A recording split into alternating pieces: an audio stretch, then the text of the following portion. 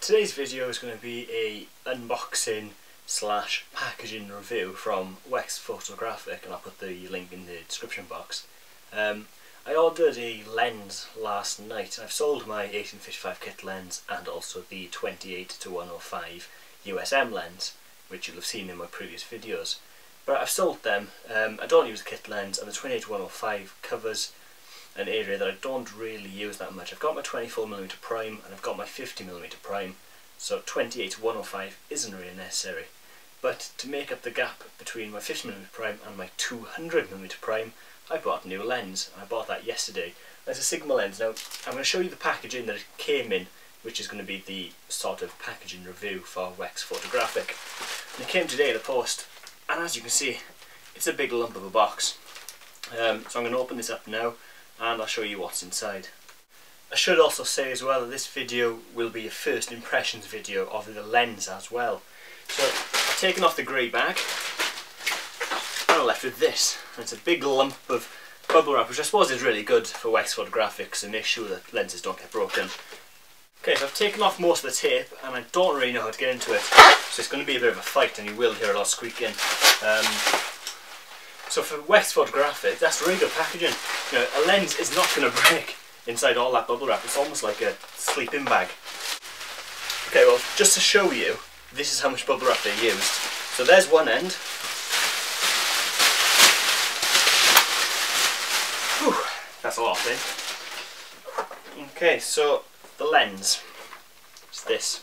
It's a Sigma 70-300 f4-5.6 APO DG Macro. Now, I'll explain what these things mean. The 70-300 is obviously the focal length, shortest 70, longest 300. The f4-5.6 is at 70mm, the wide aperture is f4, and at 300mm the wide aperture is 5.6, which is a one-stop difference, which is fine, you know, it's acceptable. APO stands for the special dispersion glass that's put inside to try and control chromatic aberrations and other aberrations and flare and that sort of thing. So it's just special coatings over the lens, which you find on a lot of lenses. And the DG in Sigma speak is that it works on digital cameras. There is also the version of DC, which stands for digital crop, which only works then on the cropped sensor. Anyway, this is the DG version, which works on full body cameras as well. I don't have a full body camera, but obviously it'll come in for future. It's just a Sigma box, isn't it? Let's get it open. Okay, so the first thing I've come across now is a manual book. That's what I'll do with that. Now this is a warranty. Now I will keep that. And here I've got a warranty sticker to stick on top of the warranty sticker column. Warranty card. I don't know, I'll keep it. Now for the main bit. Comes in a case with a little hoop to tag onto things. You know, I'm quite impressed with that actually, you know, it's a nice case. The zip going on the top. Now inside it's got some foam padding for the top, which is also handy to get knocked about. Ooh, the lens. I'll sketch that in 1 second. I'll just show you what else is inside this case. Or a lens hood. Strong plastic. Okay, the lens. Also inside one of these bags. Ooh. Here it is. Sigma 70-300 APO DG. Now it should extend. Oh yes. Well, that's quite smooth. That is really quite smooth actually, yeah, I like that. And on the side here we've got the automatic focus and manual focus switch. Let's put it in manual. Got quite a big ring here as well for the focus. And there it goes. Yeah, I quite like that. That's good.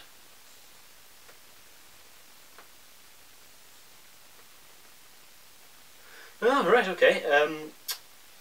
You'll see here on the distant markings on the top.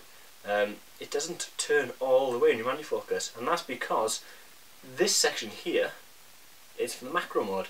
So once I extend it past 200, which is there, there's a switch here for macro. Once you enable that, can focus further. Now that's one big lens. That's really big. It's size, it's bigger than your head. Oh, okay, it's different.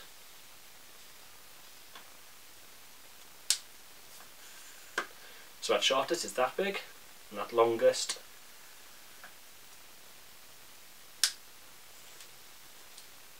it's that big. It feels quite wobbly, the top of it. And it makes noise as well when you move it. But yeah, there's the lens. It's got a pinchy cap, which is handy for your lens hood, because obviously your lens hood blocks the ability to grab the sides of the cap, so you've got a pinchy one.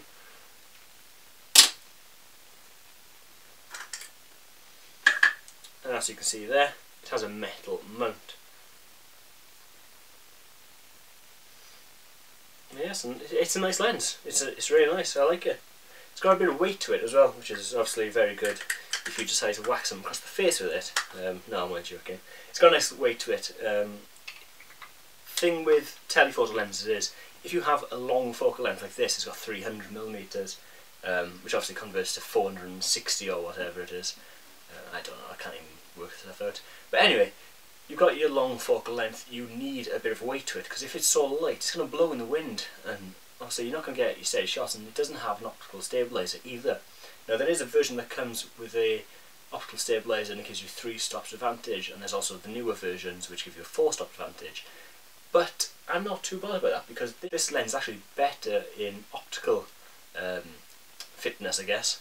It's better optically than the other models, so I can live without the optical stabilization, and you can always just use a tripod to hold things steady. Now I highly doubt you can do any shots over 300mm without a tripod anyway, or if you are, then you just raise up your shutter speed, and obviously if it gets too dark you just make your ISO higher or introduce a light source. I'm going to do some test shots actually with this lens once I finish filming, and I'll edit them in at the end.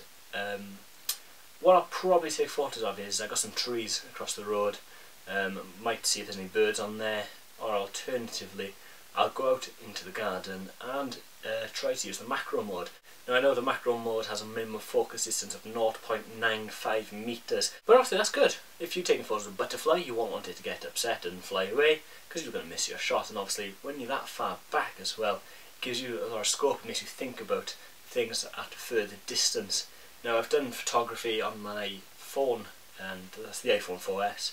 I've done macro photography on there, and I've got these little filters, and they're like this big, they're tiny minuscule things, and they just snap onto the back. I had a magnetic case, so they just stuck to that. They do come with little clips and whatnot to get them attached, but anyway, the focusing distance for that, I took a photo of a spider once, and I didn't even know it was a spider because it was that close. I thought it was an ant or something. It was a bright day and I couldn't see my screen. But anyway, I had to get this far away from a spider, and I hate spiders. I really hate spiders. I can't stand them. I can't go near them. But it just goes to show how close you have to get. And I once followed a bumblebee around as well. There was a bumblebee and his wings were damaged, and it was just sitting on the floor and just walking everywhere, and it wasn't even flying.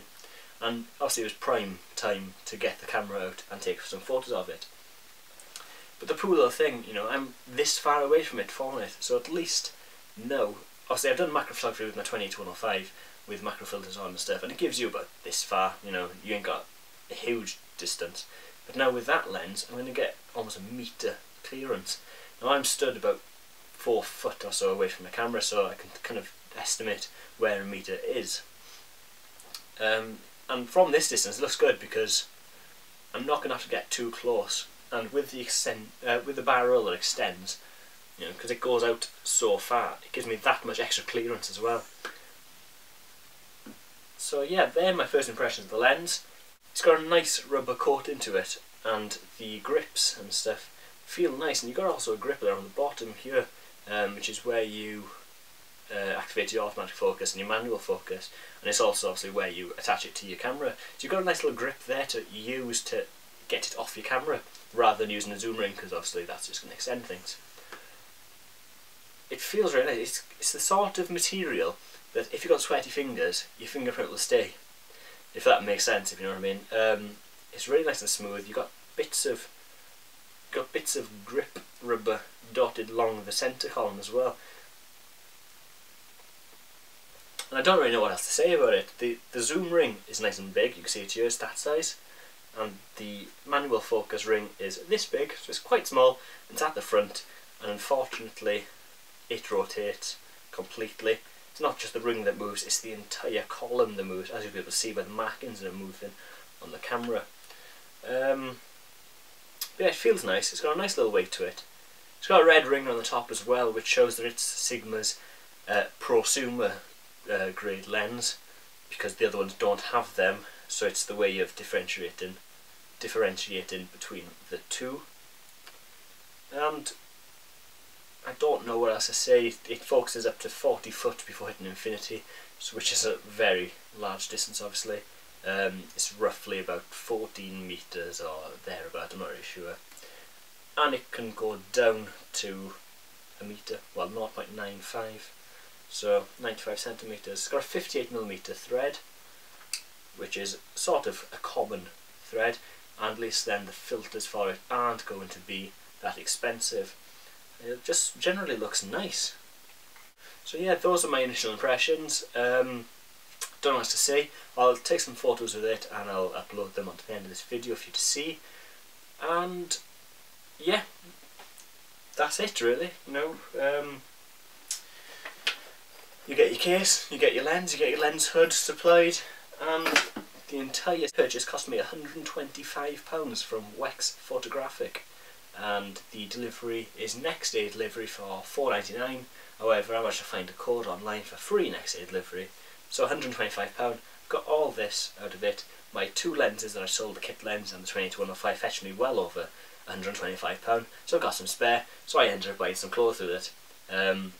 But yeah, it just goes to show that you can sell some old lenses that aren't necessarily brilliant, like the 1855 kit lens. It's not a great lens, it's noisy and it's slow, and I didn't even use it that much. I used it for a week, you know, it's that terrible, truth be told. And the 20-105, it's a brilliant lens, but it has zoom creep. Really bad zoom creep. Let's just see if this has got it. No, no zoom creep. The 20-105 did. So I've upgraded. I've got rid of two lenses, got back one, but I've also bought a 24mm prime lens in the meantime, which I don't know if I showed you actually, so I'll show you now. So this here is my 24mm prime lens, complete with hood. Oh, it's a beautiful lens. I'll have to do a video on it separately. It is a really beautiful lens.